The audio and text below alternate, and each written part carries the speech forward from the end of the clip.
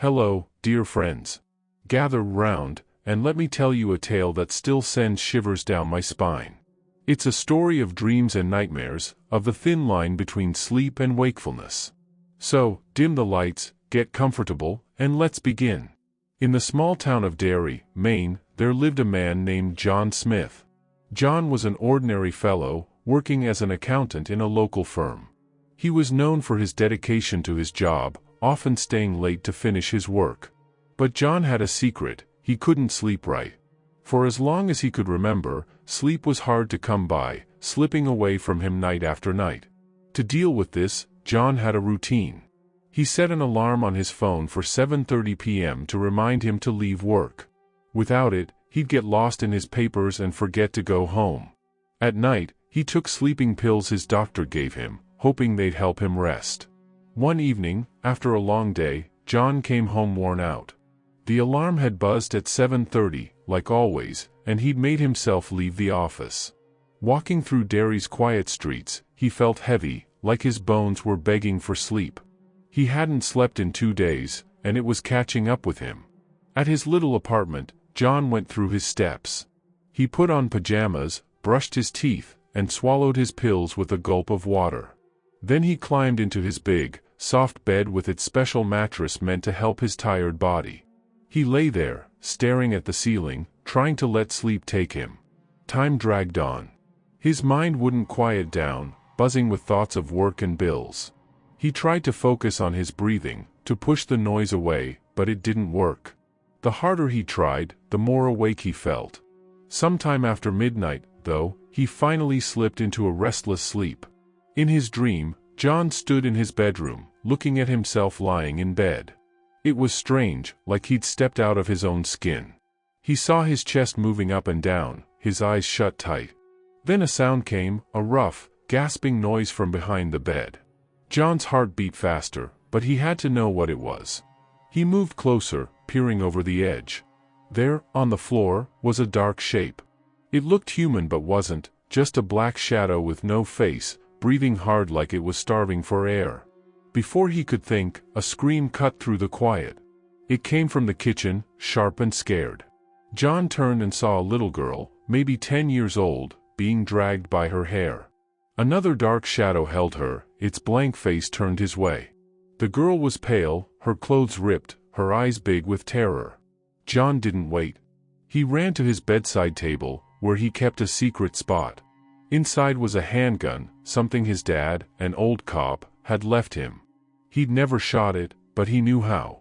His hands shook as he grabbed it and checked it was loaded. Back in the kitchen, he faced the shadow. "Let her go," he yelled, voice cracking. The dark figure looked at him, silent but heavy with menace. John didn't think twice. He pulled the trigger. The shot boomed, and the shadow dropped, letting the girl go. She bolted past him, her feet slapping the floor as she ran out the door.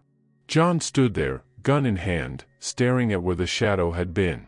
But it wasn't a shadow anymore. It was a man, his neighbor Mr. Jenkins, lying still with blood spreading around him. John's mind spun. This wasn't right. He'd shot a monster, not a person.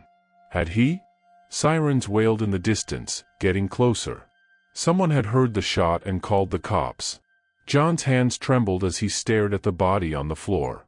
It was Mr. Jenkins, his neighbor, a quiet man who lived alone, always polite, always keeping to himself.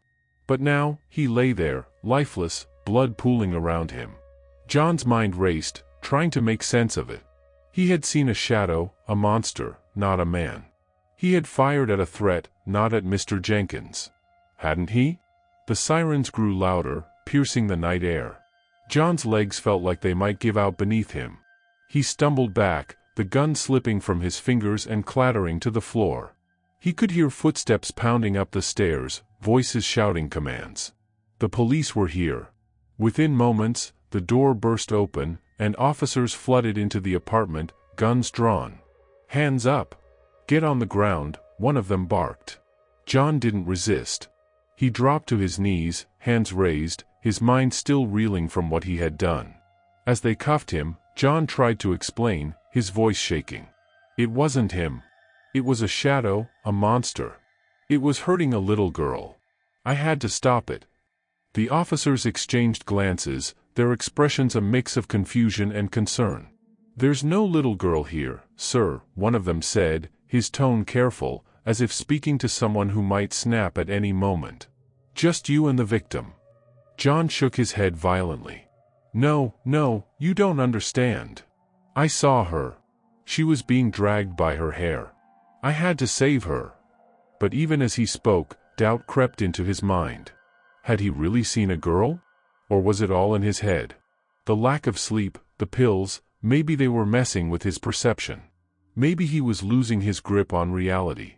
They led him out of the apartment, past the body of Mr. Jenkins, who now lay covered with a sheet.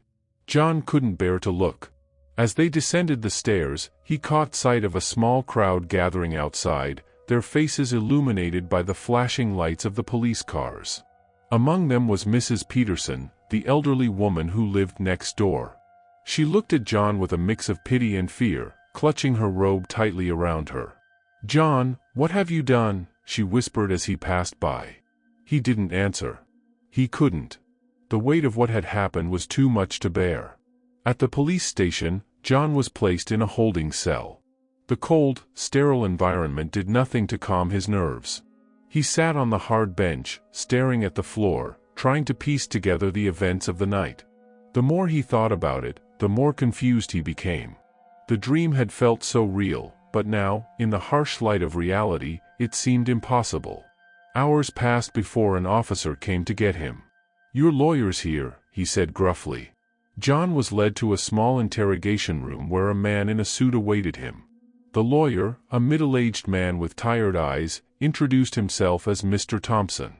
He sat across from John, his expression serious.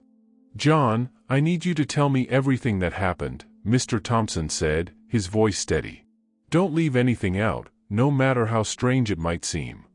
John took a deep breath and began to recount the events, starting from his struggle with insomnia, the sleeping pills, the dream, and the horrifying moment when he realized he had shot Mr. Jenkins. As he spoke, Mr. Thompson listened intently, occasionally jotting down notes. When John finished, the lawyer leaned back in his chair, rubbing his chin thoughtfully. "This is a tricky case, John.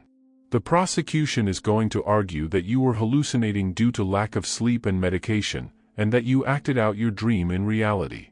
But there might be another angle we can explore." John looked up, hope flickering in his eyes. "What do you mean?" Mr. Thompson hesitated before speaking.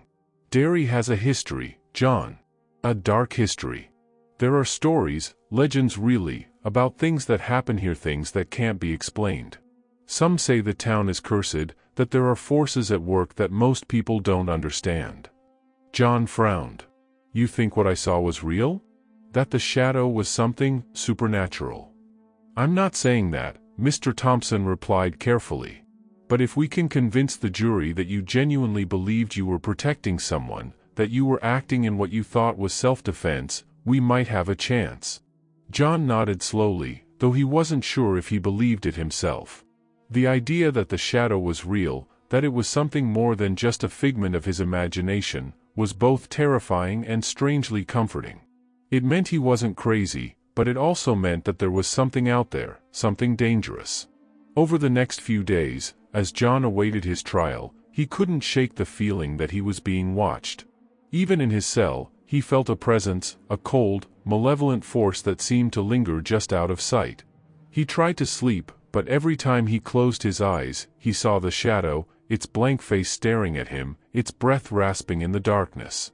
One night, as he lay on his cot, he heard a whisper. It was faint, almost imperceptible, but it was there. "John," it hissed, "you can't escape us." He bolted upright, his heart pounding. The cell was empty, the lights dim. But the voice had been real, he was sure of it. The next day, John requested a meeting with his lawyer. When Mr. Thompson arrived, John told him about the whisper, about the feeling of being watched. "John, you're under a lot of stress," Mr. Thompson said, his tone gentle. "It's natural to feel paranoid in your situation." But John wasn't convinced. "No, it's more than that. I think the shadow is still out there. I think it's coming for me." Mr. Thompson sighed. Look, John, I'm not saying I don't believe you, but we have to focus on the case. The trial is in a week, and we need to prepare your defense. John nodded, but his mind was elsewhere. He knew that whatever he had encountered that night wasn't finished with him. And he was right. The night before the trial, John had another dream. He was back in his apartment, standing in the kitchen.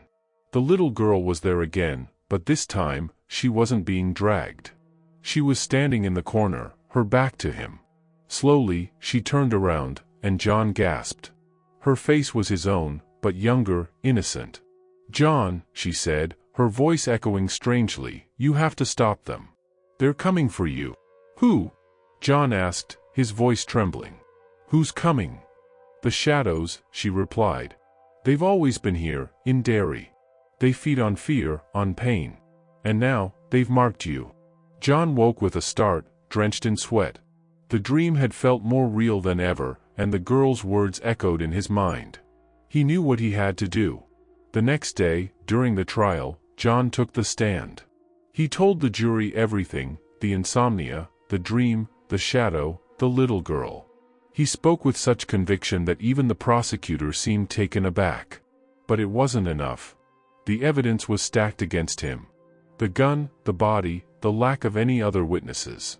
The jury deliberated for only a few hours before returning with a verdict, guilty. John was sentenced to life in prison. As they led him away, he felt a strange sense of calm. He knew that the shadows weren't done with him, but he also knew that he wasn't alone. The little girl from his dream, the one who looked like him, was a part of him, his younger self, perhaps, or a manifestation of his subconscious. Whatever she was, she had given him a purpose, to stop the shadows. In prison, John began to study the history of Derry. He read about the town's dark past, the unexplained disappearances, the strange occurrences that had plagued it for centuries. He learned about the legends of the shadows, beings that existed between worlds, feeding on the fears of the living. And he discovered something else, a way to fight them. It wasn't easy, and it wasn't without risk, but John was determined.